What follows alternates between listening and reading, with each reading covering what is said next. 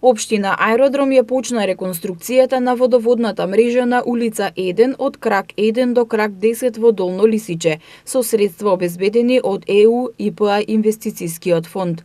Според најавите, реконструкцијата ќе чини околу 126.000 евра, од кои 25% ќе бидат кофинансирани од државата, а сите трошоци над предвидениот буџет ќе бидат покриени од Општина Аеродром.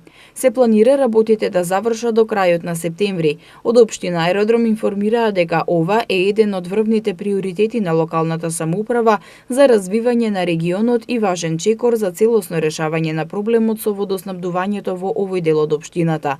Грантот се очекува во голема мера да придонесе за подобрување на квалитетот на животот во Долно Лисиче. Од општината велат дека постојаната водоводна мрежа во овој дел од општината е дотраена и не ги задоволува потребите на населението, поради што често се јавува недостиг од вода, особено во летниот период.